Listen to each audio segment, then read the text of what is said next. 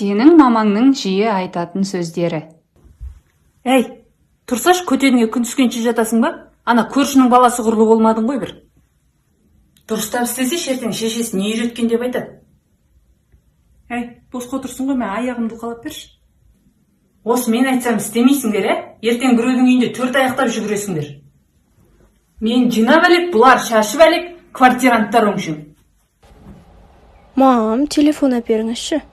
Отырарсың сен телефонның бетіне қарап. Әй, қайшына әперші. Қай жерде?